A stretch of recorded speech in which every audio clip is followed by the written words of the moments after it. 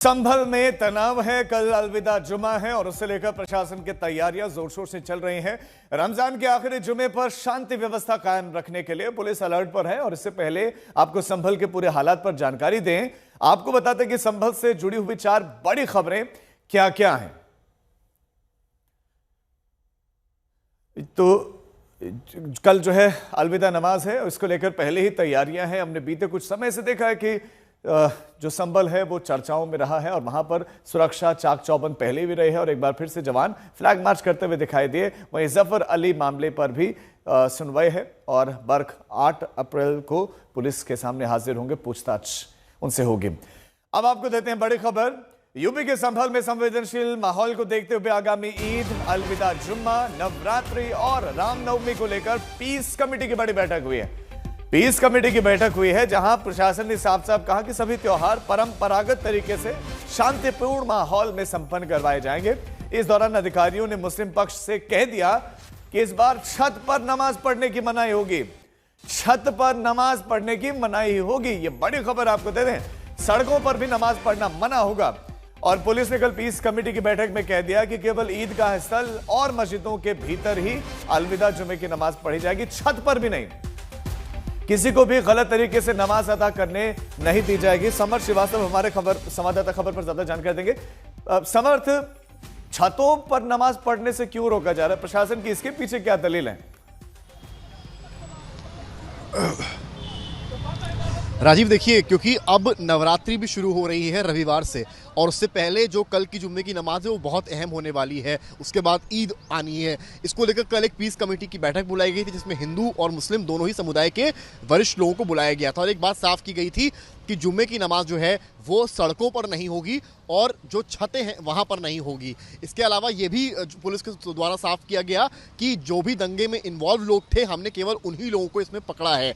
हालांकि ये मानना है, क्योंकि ये बात साफ सीओ अनु चौधरी कह रहे हैं कि अगर एक पक्ष जो है वो ईद की सेवइयां खा रहा है तो दूसरा पक्ष भी होली की गुजिया खाने के लिए तैयार रहे, तब तो बात भाईचारे की होगी। और किसी ने भी अगर संभल के हालात को खराब करने की कोशिश की तो उसके खिलाफ सख्त निर्णय लिया जाएगा। हालांकि इस बात के बाद कई ऐसे मुस्लिम धर्मगुरु हैं जो ये कह रहे हैं कि आखिर क्या आपत्ति है, जबकि कई बीजेपी के विधायकों के द्वारा बयान आ रहा है कि सड़क पर नमाज पढ़ने से कई बार जो जाम जैसी स्थिति है वो पैदा होती है। और कई दफ़ा जब दो त्यौहार हो, यानी कि नवरात्र और रमज़ान आसपास पड़ रहे हो, रामनवमी आसपास पड़ रही हो और उसमें भी कई दफ़ा जो है जुलूस नवरात्रि या रामनवमी के मौके पर हिंदू भक्त भी निकालते हैं और ऐसे में अगर सड़क के बीचों बीच नमाज पढ़ी जाएगी तो शायद एक शांति व्यवस्था बिगड़ सकती है। और इसी वजह से पुलिस प्रशासन ने यह बात साफ की है कि सड़कों पर और जो छतें हैं वहां पर नमाज इस दफा नहीं पढ़ी जाएगी। जी समर्थ, बने रहे आप हमारे साथ। लौटते हैं आपके पास। तो बड़ी खबर आपको देते हैं कि छतों पर नमाज नहीं पढ़ी जाएगी, लाउड स्पीकर का इस्तेमाल नहीं होगा,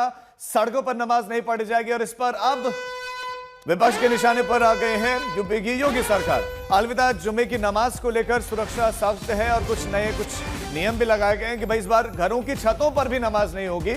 इस पर विपक्ष का खासतौर पर सांसद जियाउर रहमान बर्क का भी बयान आया और उनका कहना है कि घरों की छत तो वो तो निजी है, उनकी अपनी घर की छत है, आप उनको कैसे रोक सकते हैं कि अपनी छत पर जाकर नमाज न पढ़े? तो ऐसे में छत पर नमाज पढ़ने से रोकने का आखिर औचित्य क्या है? छत पर नमाज पढ़ने से रोकने का कोई औचित्य नहीं बनता। छत कोई सरकारी जगह नहीं है, ग्राम समाज नगर पालिका की नहीं है, एक व्यक्ति की विशेष जगह है। तो अपने घर पर भी अगर इबादत नहीं करेगा तो फिर वो कहाँ इबादत करने जाएगा? इस टाइप की पाबंदियाँ लगाना, जो हमारे संविधान ने हमें अधिकार दिया है, हमारी जो आज़ादी है, हमारी जो मजहबी आज़ादी है, उसको छीनने का काम हो रहा है। वहीं अयोध्या से समाजवादी पार्टी के सांसद अवधेश प्रसाद भी सरकार पर निशाना साध रहे हैं। क्या कुछ कहने सुनिए। सपा सांसद अवधेश जी इस वक्त हमारे साथ मौजूद है बातचीत करने के लिए। सर, अब संभल में एक ऑर्डर निकाला गया है, कहा गया है कि ओपन में जो है नमाज नहीं पढ़ी जानी चाहिए, आपकी क्या राय है इसमें? ये संभल में तो तरह तरह के पाबंदी लगाई गई जी, तरह तरह की पाबंदी लगाई गई कि मस्जिदों पर पर्दा डाला दिया, यह दे। तो पूजा करने में, किसी तरह के पूजा करने, उपासना करने में व्यवधान डालना, ये संविधान प्रदत्त अधिकारों का अवहेलना है। नमाज की बात हो रही है, पूजा की नहीं। नमाज ही एक तरह से पूजा मानो। भाई हम लोग पूजा उसको कहते हैं, और ये नमाज है कल, ये अलविदा का नमाज है कल। तो जहाँ पर नमाज होता रहा है, जहाँ पर परंपरा रही हूँ जिस स्थान पे, तो अगर उस पर नमाज हो रहा है और उसको रोका जा रहा है तो ये वायलेशन है।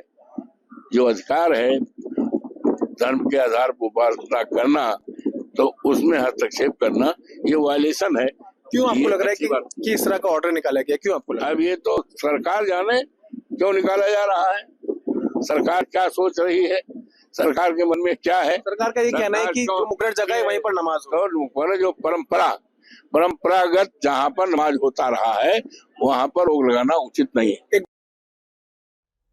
तो नमाज को लेकर सियासत चल रही है, विपक्ष के निशाने पर सत्ता पक्ष है, तो दूसरी तरफ पलटवार भी हो रहा है। बीजेपी सांसद दिनेश शर्मा ने विपक्ष पर ही पलटवार किया और उन्होंने निशाना साधा, विपक्ष पर निशाना साधा। आज तक संवाददाता पीयूष मिश्रा ने उनसे बात की। नमाज को लेकर संभल में कहा गया कि ओपन में नमाज ना पढ़ी जाए, लेकिन समाजवादी पार्टी इसका विरोध कर रही है। आपको क्या देखो, इसका मुस्लिम बंधु विरोध नहीं कर रहे होंगे। अब तो शायद ही बहुत कम स्थान है जहां पर खुले में कर रहे हों। लोग ईदगाह के अंदर या मस्जिदों में ही पढ़ रहे हैं और स्वतः से धर्म गुरुओं ने आह्वान भी किया है। अब इसमें पॉलिटिकल पार्टी को काहे को कष्ट होने लगा। अगर मुस्लिम अपने घर में पढ़ता है, अपने मस्जिद में पढ़ता है, अपने ईदगाह में पढ़ता है तो बहुत अच्छी चीज है भाई, उसको बधाई दो।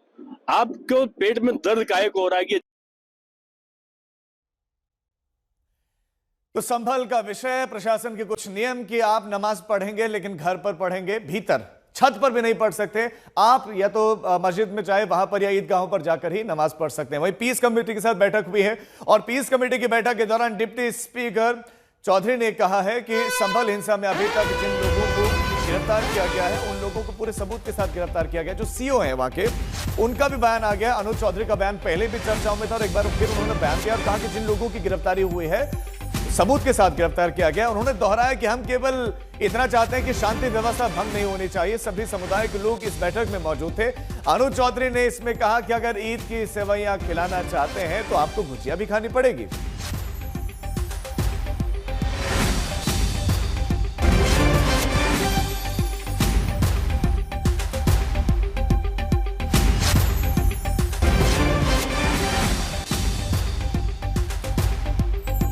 आप सब विश्वास के साथ रहें भाई, ऐसा कोई किसी के साथ कुछ वो नहीं होगा, पर हर आदमी को अपना अपना अधिकार है। पर आप यदि ईद की सेवैयां खिलाना चाहते हो तो आपको गुजिया भी खानी पड़ेगी। ये गुजिया खाओ, हम ये सेवैयां, तो दोनों पक्ष खाओ। पर यहाँ गड़बड़ हो जाती है जहाँ एक पक्ष खाने को तैयार, दूसरा खाने का, तो यहाँ भाईचारा खत्म हो। पीस कमेटी की बैठक में पुलिस विभाग के अन्य अधिकारी और एसडीएम भी शामिल हुए।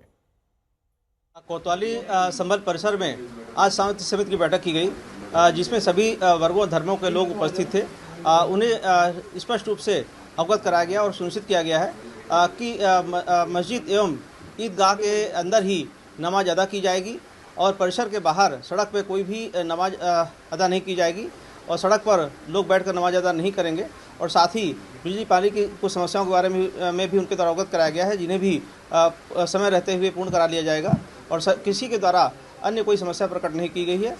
यह आशा की जाती है कि सभी त्यौहार शांतिपूर्ण ढंग से संपन्न किए जाएंगे। पीस कमेटी की बैठक आने वाले त्योहारों को लेकर थे, जिनमें नवरात्र है और उसके बाद से ईद है और फिर रामनवमी है। तो उसके दृष्टिगत लोगों से बात की गई और शांति और सौहार्द मेंटेन करने के लिए सबसे अपील की गई। लोगों के द्वारा छोटी छोटी समस्याएं पानी, बिजली और नाली बेरे को लेकर उठाई गई, जिनका समाधान ऑलमोस्ट करा दिया गया है और शेष के लिए संबंधित विभागों को अवगत करा दिया गया है।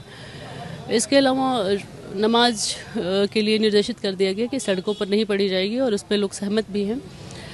इनके द्वारा एक मुद्दा उठाया गया कि छतों पर नमाज पढ़ने दिया जाए मस्जिद से सटे हुए, तो उसमें कहा गया है कि उसकी जांच करा दी जाएगी। अगर उसमें लगता है कि परमिशन देने से कोई अनहोनी होने की आशंका है तो उसमें परमिशन नहीं दी जाएगी। इन सब चीज़ों पर बात हुई। वही आज़ाद समाज पार्टी के नेता चंद्रशेखर आज़ाद ने क्या कुछ कहा है, इस पर आपको सुनाते हैं। अब बातचीत होगी, अच्छी बात है। आप कल्पना कीजिए कि ऐसे समय में जहां इस तरह का माहौल हो, वहां उनके उदार हृदय की हम लोगों को सम्मान करना चाहिए। कि वो सिचुएशन को ध्यान में रखते हुए अपने आयोजन, अपने त्यौहार को भी सब चीज़ों को समझते। चाहे होली पे उन्होंने अपने नमाज के समय को पीछे किया, चाहे ये जो है अब उन्होंने जो है चीज़ों को संभालते हुए और प्रशासन की बात को स्वीकार किया, उस पर सहमति दी हो। मैं उनका धन्यवाद देता हूँ कि वो लोकतंत्र, संविधान और अमन चैन बनाने में अपना योगदान दे रहे हैं। वहाँ के मुस्लिम भाइयों का बहुत बहुत धन्यवाद। अब संभल से हमारे संवाददाता अभिनव माथुर ज्यादा जानकारी के साथ जुड़ गए। अभिनव, पुलिसिया मुस्तैदी तो आप बताएं कि कैसी है, लेकिन साथ ही साथ पीस कमेटी की बैठक हुई, उस बैठक में क्या कुछ हुआ है, और मुस्लिम पक्ष का जो प्रशासन के नए फैसले हैं, जो नए आदेश हैं, उस पर क्या कुछ कहना है उनका? देखिए, बिल्कुल कल पीस कमेटी की बैठक हुई और कल अलविदा जुम्मा है, और जब जो अलविदा जुम्मा की नमाज होगी तो बड़ी संख्या में जो नमाजी हैं वो नमाज अदा करने के लिए जो जामा मस्जिद है उसके अंदर पहुंचेंगे। इसके अलावा जो शहर के अलग अलग मस्जिदें हैं उसके अंदर भी जो है नमाज अदा की जाएगी, लेकिन बड़े सुरक्षा के इंतजाम जो है इस वक्त संभल में किए जा रहे हैं। सबसे पहले इसी पर बात कर लेते हैं। राजीव, देखिए हमारे साथ एक्सक्लूसिव एडिशनल एसपी जो है श्री चंद्र, वो हमारे साथ आज तक पर है। सर, क्या इंतजाम जो सर अलविदा जुम्मा को लेकर के जो है संभल में किए जा रहे हैं? अलविदा जुम्मा में पर्याप्त फोर्स लगाई गई है और सेक्टर जोनल व्यवस्था लागू है। परंपरागत रूप से जहां नमाज अदा की जाती रही है वहां नमाज अदा की जाएगी और कहीं भी उपद्रव नहीं होगा। सकुशल नमाज उत्पन्न कराई जाएगी। सर, कितना पुलिस फोर्स जो है सर संभल में लगाया जा रहा है? कौन कौन सा सर पुलिस फोर्स जो है सर कल अलविदा जुम्मा के दौरान जो है सर संभल में रहेगा, क्योंकि ईद भी है सर? पर्याप्त संख्या में फोर्स रहेगी और कहीं भी अव्यवस्था नहीं रहेगी। और रोड पर पुलिस पूरी तरह सतर्क है और साथ ही यह सुनिश्चित किया जा रहा है कि रोड पर कहीं भी नमाज अदा न हो, क्योंकि इससे दुर्घटना घटित हो सकती है। दुर्घटना से बचने के लिए यह सुनिश्चित किया जा रहा है कि रोड और छतों पर नमाज अदा न हो, क्योंकि छतों पर यह संभव है कि भारी संख्या में भीड़ इकट्ठा होने से दुर्घटना घटित हो सकती है। दुर्घटनाओं से बचने के लिए ही यह निर्देश दिया गया है कि परंपरागत रूप से जिन परिसरों में मस्जिद में और ईदगाह में अंदर जो नमाज अदा की जाती है वहीं अदा की जाएगी और सकुशल शांतिपूर्ण तरीके से नमाज संपन्न कराई जाएगी। तो ये एडिशनल एसपी श्रीचंद जी हमारे साथ थे। देखिए राजीव, उन्होंने बिल्कुल साफ कर दिया है कि परंपरागत तरीके से जो अभी तक नमाज होती आई है उसी तरह से जो है नमाज इस बार भी जो है संपन्न जो है संभल में कराई जाएगी। ईद को लेकर के जो है बड़ी तैयारियां जो है इस वक्त जो संभल में चल रही हैं। अलविदा जुम्मा को लेकर के बड़ी तैयारियां हैं और देखिए सामने देखिए पुलिस फोर्स को जो है यहाँ ब्रीफ करने के लिए जो है कॉल किया गया है और देखिए कितनी संख्या में जो आपको पुलिसकर्मी है, देखिए यहाँ पर इनको ब्रीफिंग के लिए यहाँ संभल कोतवाली में यहाँ जो है लाया गया है। और देखिए जो पूरा पुलिस फोर्स है, रिजर्व पुलिस फोर्स, उसको यहाँ पर रखा गया है स्टैंड बाय में ये पूरा पुलिस फोर्स। और देखा जा सकता है देखिए लगभग 2 कंपनी जो है ये पूरा पुलिस फोर्स जो पीएससी के जवान है वो इस वक्त संभल कोतवाली में है। तो ऐसे में ये वो तस्वीरें हैं जो कि अलविदा जुम्मा को लेकर के और ईद की नमाज को लेकर के जो तैयारियां संभल में इस वक्त जो चल रही हैं उसको लेकर के जो की जा रही हैं। और यही वो तैयारियां हैं जिसको जो संभल में जो है शांतिपूर्ण माहौल के लिए पुलिस पूरी तन्मयता के साथ जो लगी हुई है, क्योंकि पुलिस फोर्स जो है लगातार जो पुलिस अधिकारी हैं वो चाहते हैं कि जिस तरीके से पहले संभल का संवेदनशील माहौल रहा है उसमें कोई भी जो भी त्योहार आ रहे हैं वो शांतिपूर्ण तरीके से संपन्न। गर्मियों की छुट्टी होने वाली थी, मेरे पापा आने वाले थे, तो हम लोग सभी खुश थे। तो मैं बेड पे चढ़ के डांस कर रहा था, लेकिन वो पहले ही आ गए। फ्रीज तो मैं उस समय तो कंटिन्यू नहीं कर सकता था, तो फ्रीज फ्रेम टाइप का हो कसम गया। पैदा कर